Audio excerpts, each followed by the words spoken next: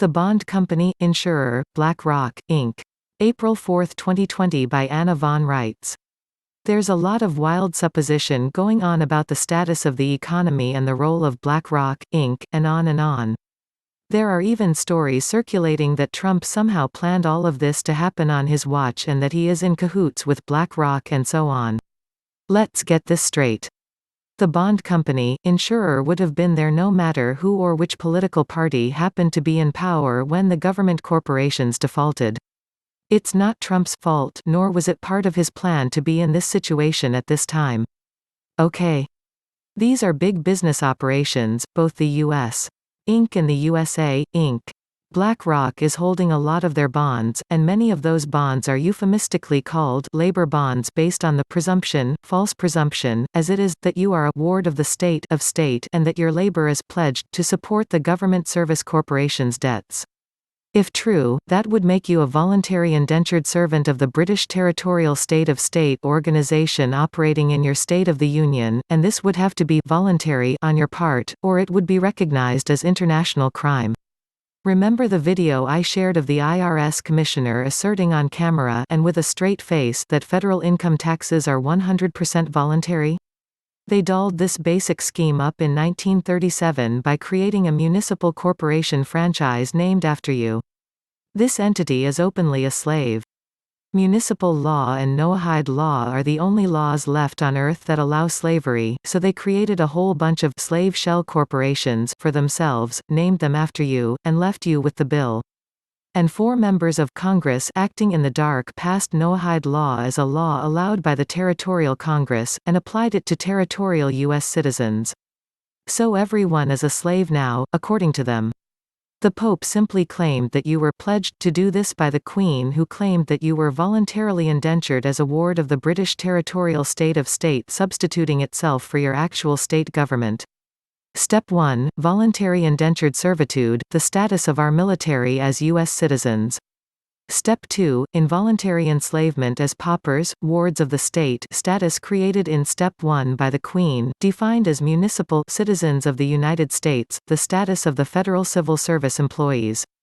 Mr. Fink and his world-spanning corporation, BlackRock, Inc. and all its affiliates invested in this scheme and bonded it. So now the rest of the world is finding out what these monsters in suits did here, in breach of trust and commercial contract.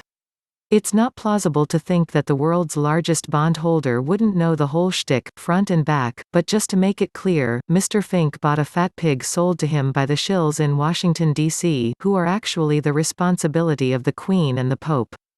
Not our problem.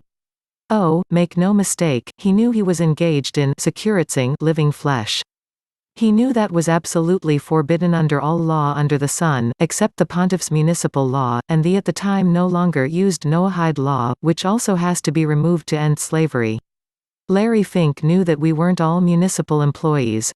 He knew we weren't voluntarily paying federal income tax. He bonded the scheme anyway, and became the de facto insurer for it.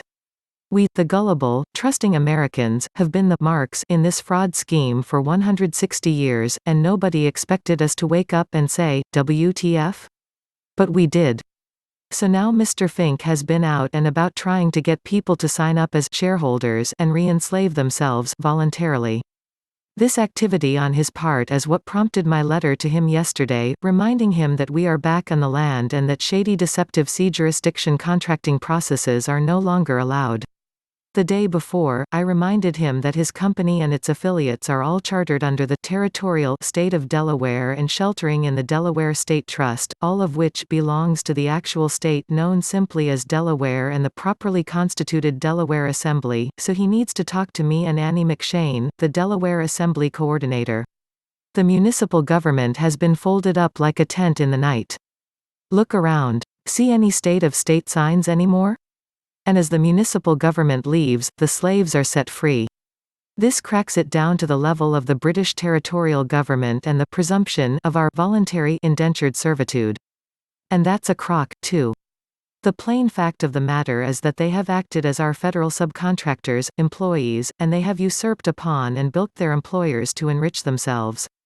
And now Mr. Fink, whose company is on the hook for all of this, is trying to manage the assets, us, and get us to accept a position of shareholders in corporations that owe their charters to us.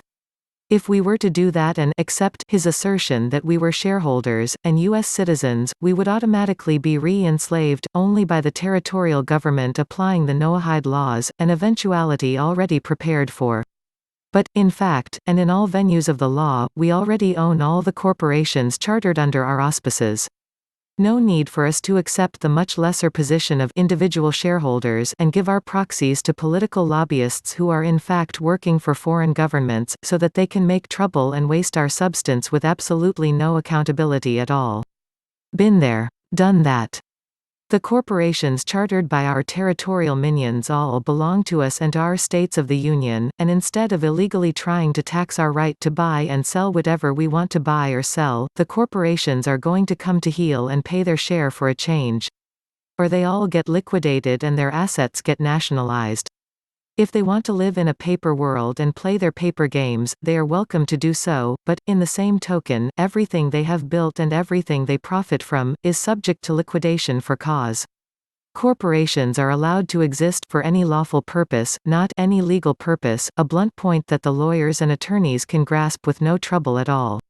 It would take all of 10 minutes to prove that 1. The municipal government in this country is limited to 1 mile square in the District of Columbia, and the 185,000 corporate subsidiaries it established on our soil are here illegally. 2. That the municipal government's continuing refusal to abolish slavery is a threat to the health and happiness of every community of mankind on earth. 3. That every municipal corporation established using our delegated power in fact belongs to us, the American states and people. 4. That all territorial corporations likewise established using our delegated power also belong to us, the American states and people. 5. That we are not franchisees of corporations, we are in fact the issuers of all the charters of all these territorial and municipal corporations via the delegated powers, and now, instead of living our lives as slaves to our own creation, the corporations are going to serve us.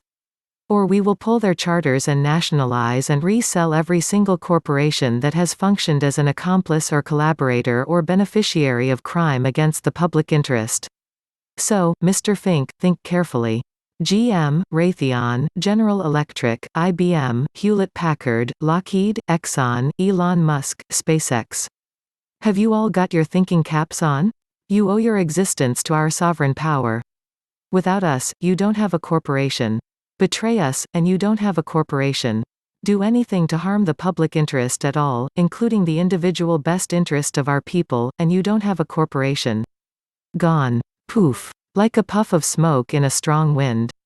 Go tell the Prince of Bunk to stick that in his stack and smoke it.